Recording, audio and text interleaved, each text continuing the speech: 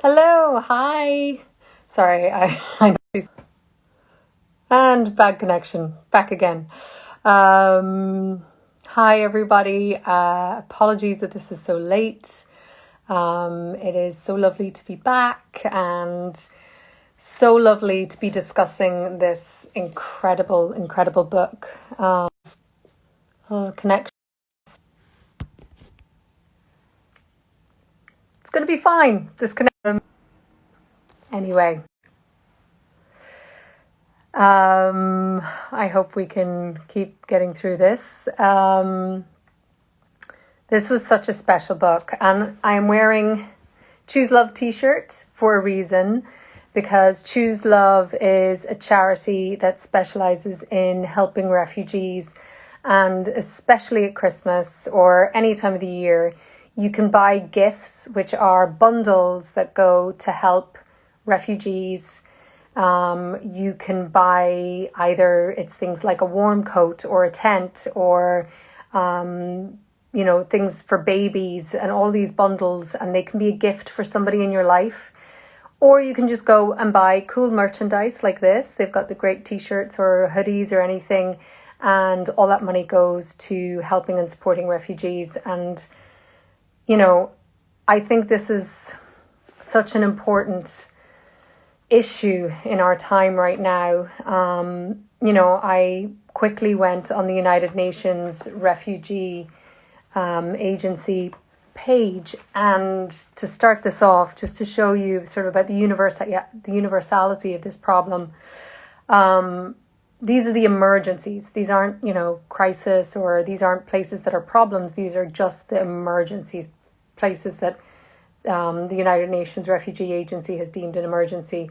Ethiopia, Tigray, Burundi, Central African Republic, Democratic Republic of Congo, displacement in Central America, Iraq, Nigeria, Rohingya, Sahel, South Sudan, Syria, Venezuela, Yemen, and on top of all of that, the COVID crisis. So I thought that this book was very, very timely and very, very important for all of us to read.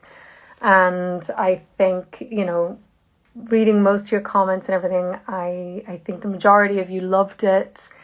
And I just think it's such a lesson in empathy and such an insight into the humanity of the people who are thrown into these horrific decisions about whether they have to leave their home in search of safety and a better life. So with that, let's get on to talking about Saeed and Nadia and this beautiful, beautiful book. I've picked out 10 questions that you've all posted, and I'm going to flip between them and do a little bit of reading too, because I just think the language and the way he writes is so beautiful. One of the first questions, and this is from, and I'm going to butcher all of these names, is Cidian Manning. And her question is about the use of the magic doors. And this is one of the sort of tools or one of the tricks that Mohsin used that I just loved. And I thought it had such an impact and a power. The talk of these rumors of magic doors, and why do I think that Hamid used this metaphor? And I think that it feeds into the feeling of this story, and this is something that I immediately sort of felt that I was in, of it being like a parable or a fable. That idea of this like friendly, kind narrator who was sitting back and telling us this story that is very important for us all to know. And, it sort of had, the way, I keep just mixing up whether I'm going to call him Mohsin or Hamid. But the way, his ability to sort of write from a distance as this narrator and give us this sort of sense of, at the same time being removed from the story, but then also being able to make it so intimate. And so, the way I connected with Saeed and Nadia, and that felt so close and so intimate, and I didn't feel like I lost anything of their inner worlds, but yet at the same time it was able to be at a little bit of a remove. It was a very deft, the way he was able to do it, it was very skillful as a writer, and I just loved that kind of way that he wrote that. But getting to this idea of the magic doors, I think in this time that we're in, especially, in Europe, right now with the crisis of the refugee crisis and the migrant crisis, coming from Syria, Yemen, coming from North Africa, and what we've seen in Greece and what we've seen in France and in Italy and in the UK, and the language of the politicians that use these sort of journeys as condemnation of the people who are trying to come for better life. And I think by removing this sort of, the minutiae is the wrong word, because it's not, and those journeys are horrific, and anyone who makes them knows the horrific kind of risk that they're taking, and I'm not diminishing that at all. But I think by removing it, what it does is remove this idea of the rhetoric about walls, the rhetoric about borders, the rhetoric about, protecting our coastlines, and all of these things that has happened over the last few years, where politicians constantly try and use these sort of breaches of what they see law to basically other the migrants. And I think this idea of magic doors, of this idea that, of course, you just want someone to get from a place that is unsafe, a place that is, not free, a place where they have no prospects, to a place where they can thrive. And that's all anybody wants. That's all anyone would do. If war came to this country, if war came to anywhere else where people kind of live in this very privileged bubble where they think that they're somehow better than people who have to struggle to get here, they would be the first people trying to get out of here and go to somewhere safer. So I think this sort of beautiful idea of these magic doors, and it also, in a way, it's like there is this kind of dreamlike or nightmare-like quality of, and this is what I thought was so beautiful about how we get such an insight into their life before. And they lived a beautiful life and a productive life and a full life. And then all of a sudden your world comes crashing down. I wrote so many notes and now I'm just rambling. But I thought it was such a very smart way of keeping the larger picture at the front of this story, and not kind of having to get bogged down in all of the different ways that people have to travel. And again, and I say that in no way diminishing it. I think that that's a different story, and that's a different issue in a weird way. But yeah, I just thought it was a really powerful way, and it kept it in that kind of parable world for me. And I had such a beautiful, kind, old voice in my head telling me this story, and, the beauty of it and the pain of it, and, you just sort of flowed along with it, and you just wanted to hear more and more. And it's like every night when I would go to sleep before I'd finish, I'd sort of like, I don't want to stop listening to this. So that's how I feel about the doors. And thank you, C.D. Ann Manning. So we will move on. Oh, and lots of people talked about that as well and commented about this. And S.T. Santila also wrote some beautiful words. I'm having to write everything out. I'm not in my own home, so I don't have a printer and stuff. So it's lots of writing and notes. So I don't have I didn't have the time to write down everything everybody said. So the second question, Jill Mill wanted to ask, what did I think of Saeed and Nadia leaving each other without so much as a hug?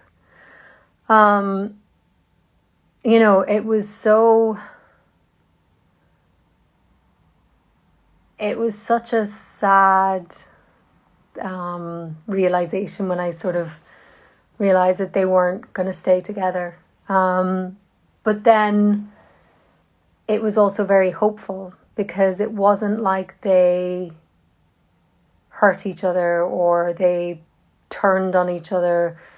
Although obviously it wasn't perfect and they sort of lost their ability to communicate with each other.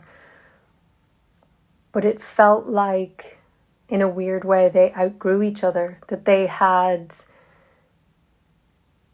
bound their lives together to be safe, to help each other, to escape together, to be each other's protectors and anchor and get through this horrific thing. And then when they got to Marin, it was almost like as soon as there was a little bit of safety, as soon as there was a chance for them both to breathe and imagine a future, because up until this point there wasn't anything, they were the only thing that each other had.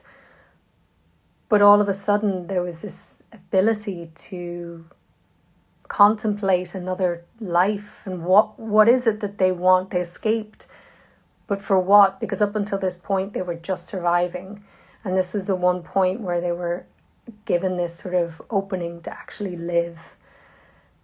And they realized that I think they both wanted to go in a different way. And the fact that they couldn't hug, to me, was because I think it was just so painful for both of them, that they had so much love still left for each other and so much care, but they knew that their paths were now in different directions, and that was the inevitability of life and how difficult that is, but also essential, and that you did get the sense that they were both going on to be happier, and that was a good thing. And maybe they represented too much struggle and too much pain for each other, that what they had gone through and all that hardship they'd experienced, they would always carry that together as a unit. And so in some ways they would have to break free to sort of let go of that and let go of the past.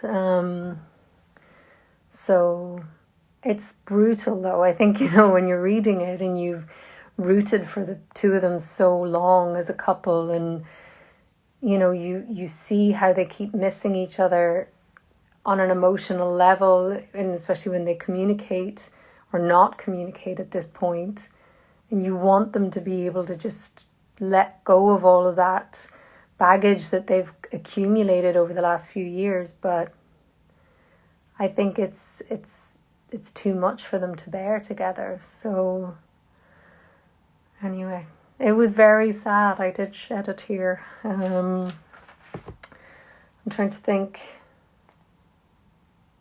what else I had said. I write it all down, and I'm like, I'll read it out, and then it'll be all very succinct and clear. And then I just like to ramble.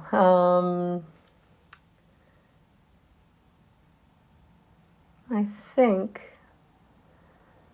think I've covered it. I'm going to go and read, this is going back to the Doors, and I'm going to read a passage from page 69.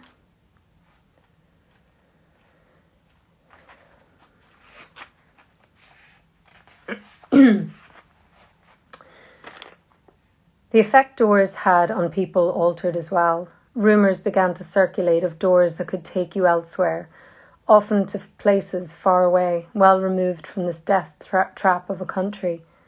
Some people claimed to know people who knew people who had been through such doors. A normal door, they said, could become a special door, and it could happen without warning to any door at all. Most people thought these rumours to be nonsense and the superstitions of the feeble-minded, but some people began to gaze at their own doors a little differently nonetheless. Nadia and Saeed too discussed these rumours and dismissed them, but every morning when she woke, Nadia looked over at her front door and at the doors to her bathroom, her closet, her terrace, and every morning in his room, Saeed did much the same. All their doors remained simple doors, on-off switches in the flow between two adjacent places, binarily either open or closed. But each of their doors, regarded thus with a twinge of irrational possibility, became partially animate as well, an object with a subtle power to mock the desires of those who desired to go far away, whispering silently from its doorframe that such dreams were the dreams of fools. And that's pretty beautiful. And I think that's also taking this very simple idea of, I guess, the permission of movement. You know, a door is a very simple thing. You move from one room to another, and often that can be the simplest thing, but if you don't have permission, if somebody has decided that you can't use that door, and I guess that's what we're talking about, we have become a planet of nations and borders and ownership, and people have decided who gets to go where. You know, I'm a person who is an immigrant. I have lived in many other countries from the country I was born in. I've been very privileged because I guess I'm deemed the correct type of immigrant. I'm white. I come from, at least now, a wealthy country. Less so when it was in my parents' generation. I mean, the Irish then, even though there was huge immigration during that time, were not welcomed and were treated very similarly to how a lot of immigrants who are from the not correct countries now are treated. And I guess, you know, growing up as an Irish person, you're always so aware of immigration and migration, and it's part of our nation's story. And I guess that's what also makes me so devastated by how we who are, you know, part of these wealthy nations have now treated other people coming this way. Because it won't always, you know, we can't always predict where the next crisis is going to come from. You know, especially with the climate crisis happening right now, this problem is only going to get worse and worse because our climate is going to affect how people can survive on land. Our sea levels are going to rise. That is going to affect where people can live. And yet nobody in power really wants to have an empathetic or a really real discussion about what we're going to do.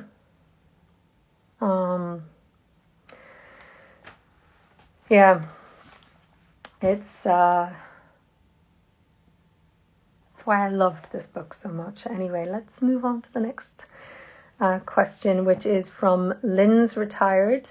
And she said, her question I thought was really interesting, but she said, one of the author's statements struck me.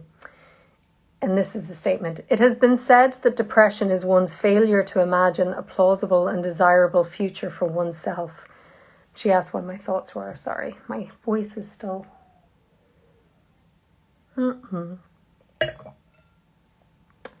And The one thing that I would say about that statement is I have one major disagreement with it, and that's with the word failure.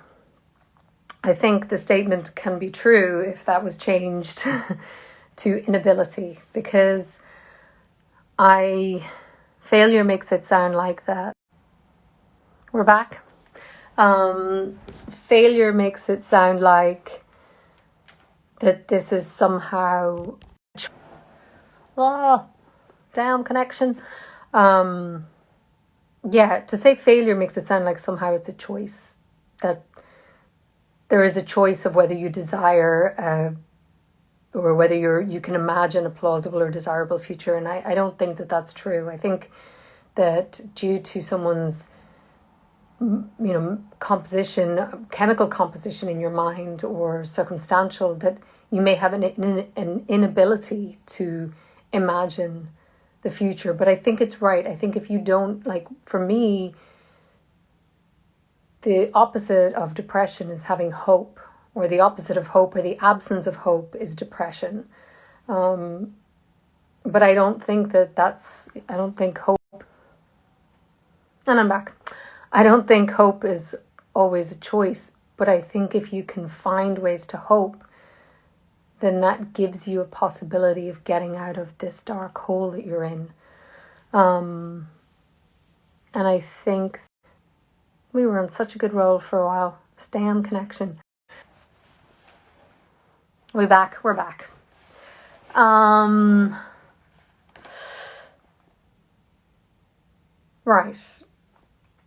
I got so distracted by that damn connection.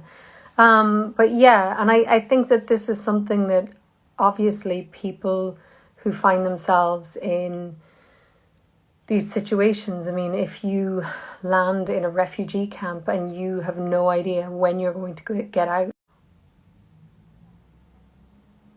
I love technology. Why is my connection bonkers? I would love to know that too. I don't know why. But yeah, I can't even imagine how difficult it must be not to fall into despair. And I think that that's when you talk or you hear people who work with refugees and who work with people who've been displaced, that the mental health issues are just so difficult on top of everything else, is because they don't have that ability to hope, because they don't know how they're going to get out. I mean, we had a situation in Ireland recently where a really horrible situation in the county that I grew up in, where a young man commits suicide in one of these sort of refugee detention centres where they're being kept to give them shelter, but they have nothing else. They're being kept in these remote places with no ability to work or learn, or there's nothing to give them. There's no life, and I understand, yes, governments have a tough time and they, we try to bring people in, and where do you house them and what do you do, and while they're waiting for their asylum papers to go through or whatever, you can't just let them out into the community, or can you? But surely there has to be a better way of giving people dignity and giving them something to do. And if you think about all of the social problems or the infrastructure problems or whatever, why not give them a job or give them an opportunity while they're waiting? I just don't really understand this idea that if you're putting a roof over someone's head, that's all you have to do. That is not life. I mean, yes, it's better than sleeping rough, but it's it's a very sad situation that I think we all need to, educate ourselves about and talk loudly, and maybe, hit up our politicians and say, we have to do this in a different way. Okay, moving on.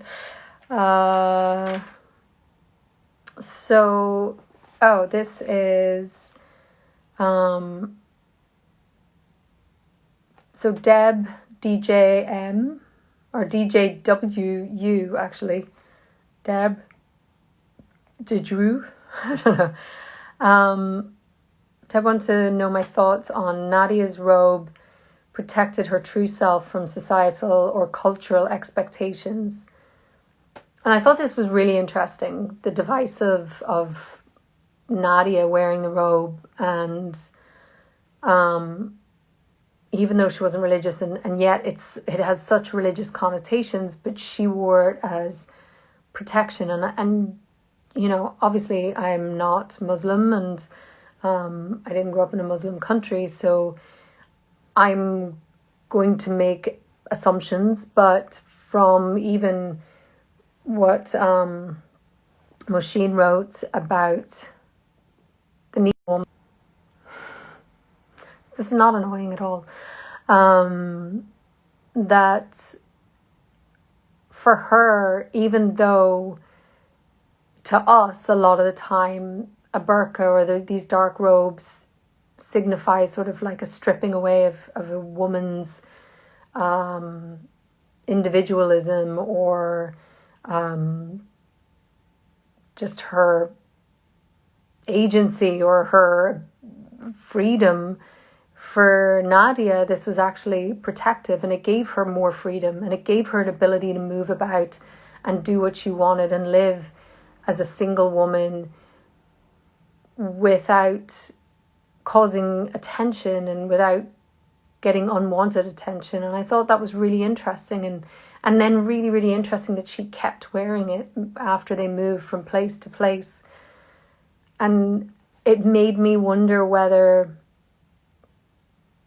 that was still a choice for her, or if she just couldn't let go of that fear of, what if I don't have this protective barrier around me against the world? What would happen to me?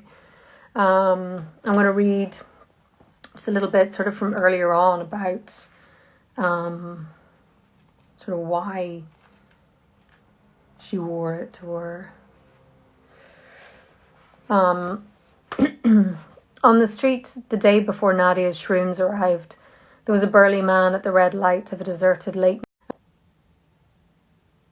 And when she ignored him, began to swear at her, saying only a whore would drive a motorcycle. Didn't she know it was obscene for a woman to straddle a bike in that way? Had she ever seen anyone else doing it? Who did she think she was? And swearing with such a ferocity that she thought he might attack her.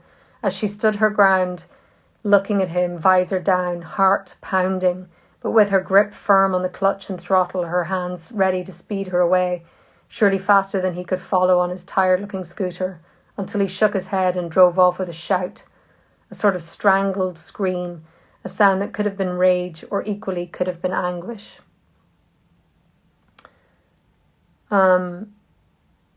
You know, I thought that was really interesting, and I thought it was also really interesting as a way to highlight the difference between how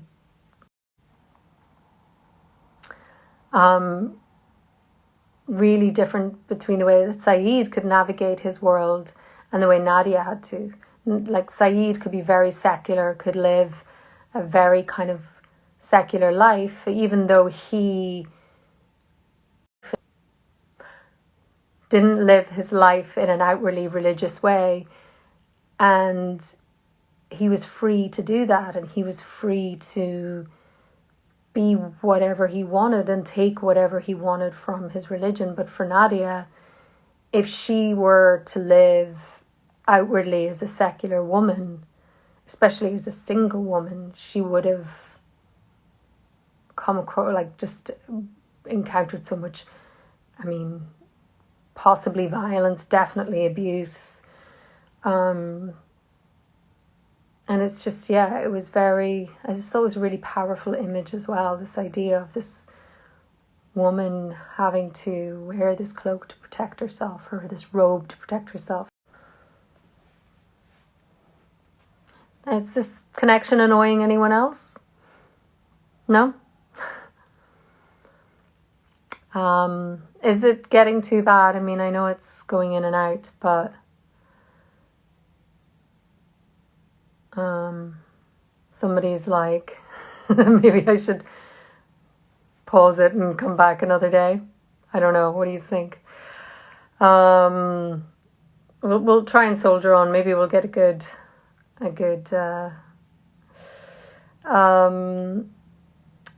so Vic Mitra also want to talk about this sort of 5B.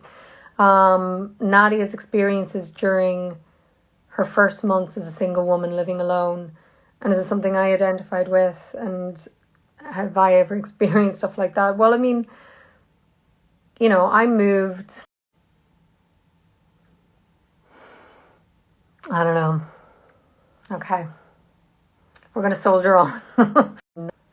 For fuck's sake.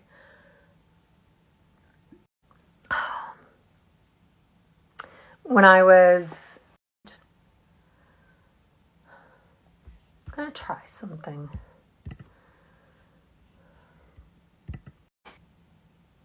It's just getting worse. I don't know what's going on. I remember living in Paris and being alone and coming across so many instances where I was flashed, I was grabbed, I was followed, spat at,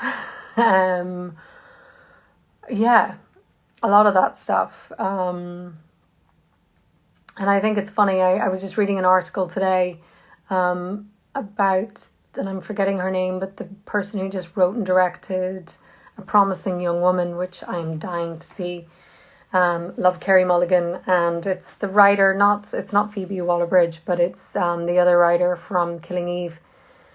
And she was talking about how the genesis of Promising Young Woman was that they were at a dinner party in London, her and her friends, one night, and one of the girls had come in and was just talking about this horrible incident she just had with a man on the street.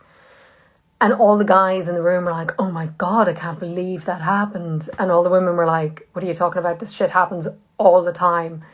And the men were so shocked. And then the women just went into this litany of stuff that happens to them on a daily basis.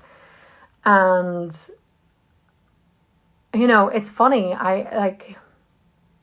In many ways, like, you learn to take these things in your stride. But when you think back on it, you know, some horrible situations and some really, really scary and terrified. And, you know, I think me and all my friends had a thing where we would all walk home with our keys between our hands.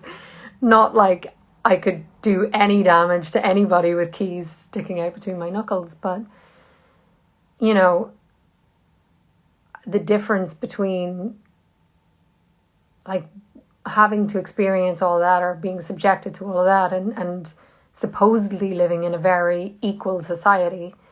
I can't even imagine what it's like when you live in a much less equal society where, you know, as a woman, your rights are, you know, non-existent. You're a second-class citizen, and pretty much if a man wants to do something to you, well then it's within his right, you know. You know, I think in Pakistan this week there's been some landmark laws being passed to force authorities to prosecute rapes and to bring people to justice. And I think that's happened after a national outcry of some horrible I think it was, I'm not sure if it was an attack or a murder and a violent sexual assault of a woman whose car had broken down, or two women who were in a car and their car had broken down. You know, and as a world, as a society, we have so much work to do. We have still so much work to do. We have so much work to do on our internet still. Let's move on. shall we? So this question came from, and she wanted me to read a couple of passages. So I am going to, first of all, read from page 197.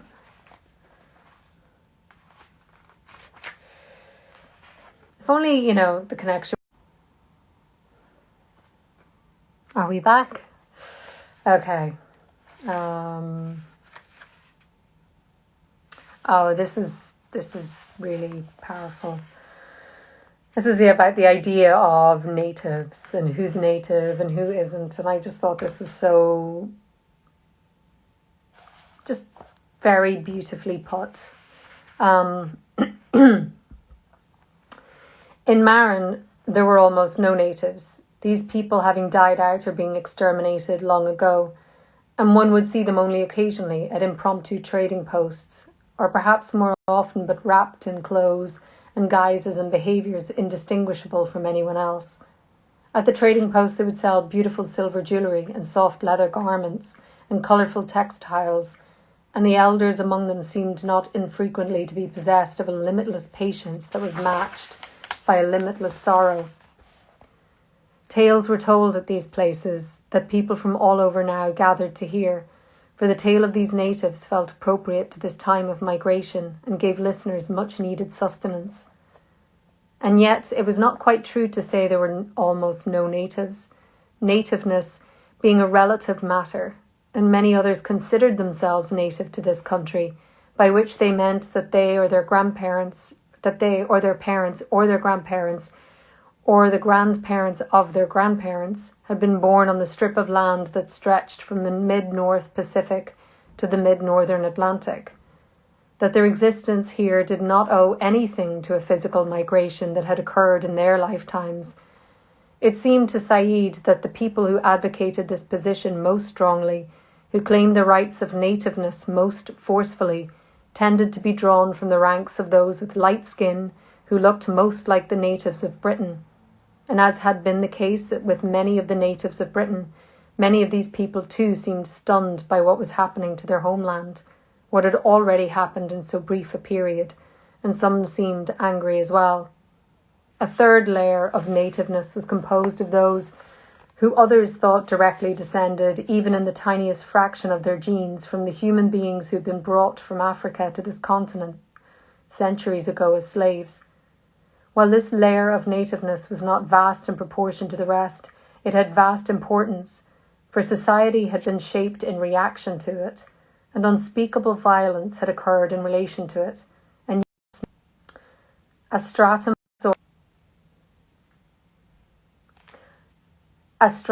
of soil that perhaps made possible all future transplanted soils, and to which Saeed in particular was attracted, since at a place of worship which he had gone one Friday, the communal prayer was led by a man who had come from this tradition and spoke of this tradition, and Saeed had found, in the weeks he and Nadia had been in Marin, this man's words to be full of soul-soothing wisdom. That's pretty damn powerful, and especially in this time when, so many people in America are talking about borders and who has the right to come in and who doesn't have the right to come in, and some of them are only first-generation American, whose mother came from Scotland, whose wife is an immigrant, whose wife's parents came in. That hypocrisy and that lack of empathy and that kind of, it's okay for me because I am this, but this other. And that's the thing, what they do is they strip people of their humanity and they strip people of their stories and they make them a statistic or a thing to be feared or an other. And that we have let that kind of language, that we have let that kind of rhetoric back into our daily politics on both sides of the Atlantic. You know, I'm not just saying it happens in America, it happens here in the UK. I know it happens in France. I know it happens in many countries in Europe. But that we allow that is a stain on all of us, because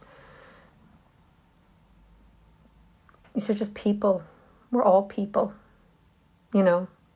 No one deserves a right to live or a right to strive more than anyone else. Okay, I'm going to read one other.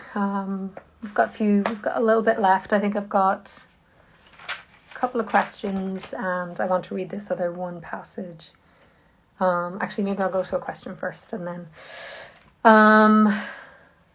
So Laura Axel I butcher these handle names so badly.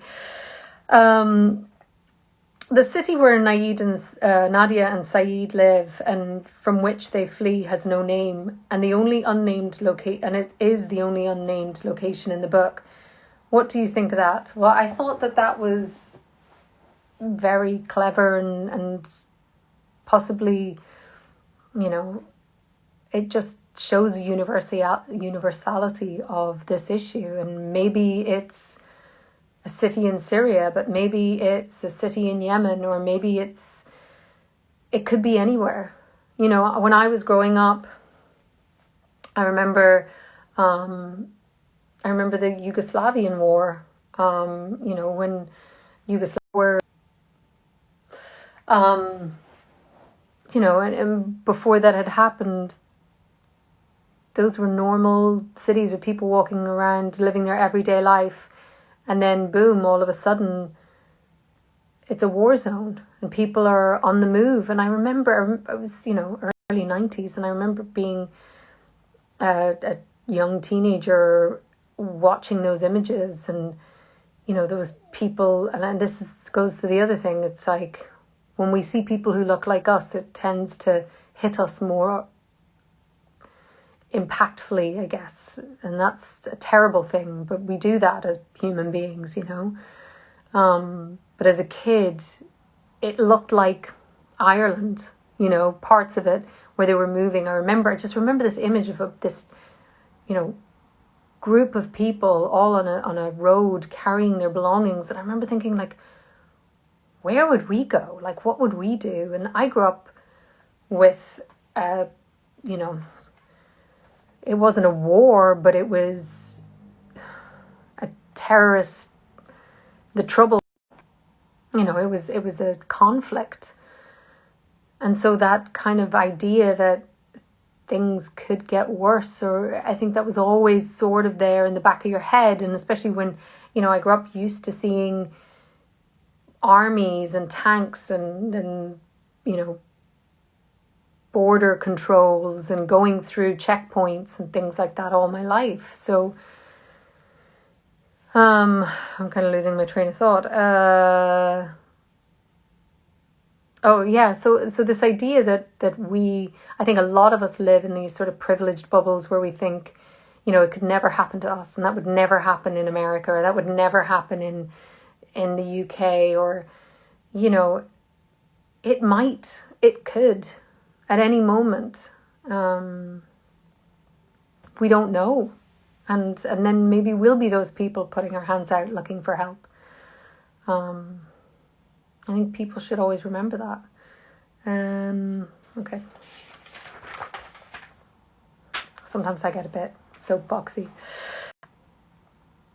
So she asked about the vignettes or segues into other worlds, in The Man in Tokyo or The Man in Australia.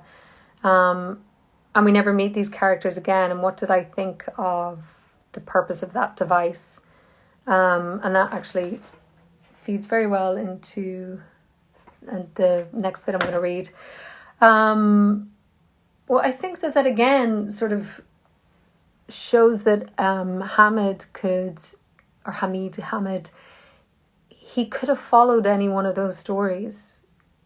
That the story of the struggle and the story of why people move, what they're looking for, we all there's a universality to what we as human beings want and need, and that stability in our lives, to be safe, to feel like we can take care of ourselves and take care of our families. And that's very basic human nature. And I think that, we stuck with Saeed and Nadia, but you could go to any country and find people who are in a very similar, obviously unique to them, but similar position and similar journey. But we'll go and we'll read the bit with the woman in Palo Alto, because I also, I loved this. It's in a different way, it's a very different way of looking at how things are in constant shift and motion. And again, it's sort of about that permission and like what's a respectable migration and what's not, and what kind of migration do we, this influx of wealthy people into Silicon Valley and taking over that's okay. But this influx of people who are from a struggling place, who are trying to find a better life, that's not. And the arbitrary sort of nature of who gets to decide that and why. Anyway, let's read it. Not far to the south, in the town of Palo Alto, lived an old woman who lived in the same house her entire life. Her parents had brought her to this house when she was born, and her mother had passed on there while she was a teenager, and her father when she was in her 20s, and her husband had joined her there, and her 2 children had grown up in this house, and she had lived alone with them when she divorced, and later with her second husband, their stepfather, and her children had moved off to college and not returned, and her second husband had died 2 years ago, and throughout this time she had never moved. Travelled, yes, but never moved, and yet it seemed the world had moved, and she barely recognised the town that existed outside her property. The old woman had become a rich woman on paper. The house was now worth a fortune, and her children were always pestering her to sell it, saying she didn't need all that space, but she told them to be patient. It would be theirs when she died. To sharpen, and she said this kindly, to sharpen the bite of it, and to remind them how much they were motivated by money they spent without having, which she had never done, always saving for a rainy day, even if only a little. One of her granddaughters went to the great... Mama, good. Let's try it again. Somebody says turn off the comments. How do I do that? Nope. I don't know how to do that at the moment. I'm sorry. Somebody's going to have to explain to me how to do that. Turned off the comments. Let's see if this is going to help. A university that had gone from being a local secret to among the world's most famous in the space of the old woman's lifetime. This granddaughter came to see her often as much as once a week. She was the only one of the old woman's descendants who did this, and I thought that was going to help. Also sometimes felt baffled by her. Looking at her granddaughter, she thought, had she been born in China? For the granddaughter had features of the old woman, and yet looked to the old woman overall more or less, but mostly more Chinese.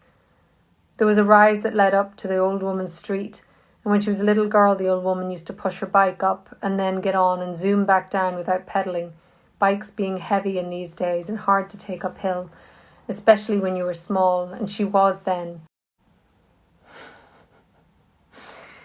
She had liked to see how far she could glide without stopping, flashing through the intersections, ready to brake, but not overly ready because there had been a lot less traffic, at least as far as she could remember. She always had a carp in a mossy pond in the back of her house, carp that her granddaughter called goldfish, and she had known the names of almost everyone on her street, and most had been there a long time, since they were old California, from families that were California families. But over the years they had changed more and more rapidly, and now she knew none of them, and saw no reason to make the effort, for people bought and sold houses the way they bought and sold old socks. And every year someone was moving out and someone was moving in, And now all these doors from who knows where were opening, and all sorts of strange people were around, people who looked more at home than she was, even the homeless ones who spoke no English, more at home maybe because they were younger. And when she went out, it seemed to her that she too had migrated, that everyone migrates, even if we stay in the same houses our whole lives, because we can't help it. We are all migrants through time. I love that. Very quickly, because we're almost an hour in, and this connection is also driving me and probably everyone scatty.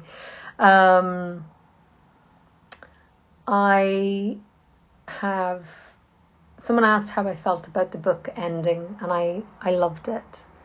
I think this idea of going back, I know that feeling of going back to where you grew up and it looking so different, and you feeling almost as much of a stranger there as you do anywhere else, but yet there's still that connection. So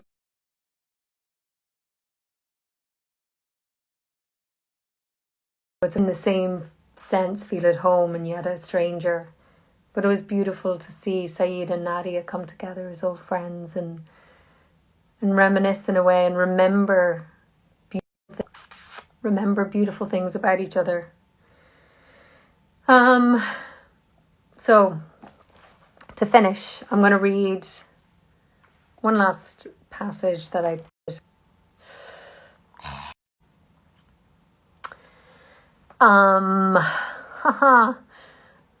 is from Beth Refugee. Sorry, I can't even read my own handwriting. We are all children who lose our parents, all of us, every man and woman and boy and girl, and we too will all be lost by those who come after us and love us. And this loss unites humanity, unites every human being, the temporary nature of our beingness and our shared sorrow, the heartache we each carry and yet too often refuse to acknowledge in one another. Saeed felt it might be possible in the face of death to believe in humanity's potential for building a better world, and so he prayed as a lament, as a consolation, as a hope. Beth wanted to know why Saeed could find hope, and if I thought it was faith and belief in something bigger, greater. I'm not a religious person, but I definitely think I'm a spiritual person.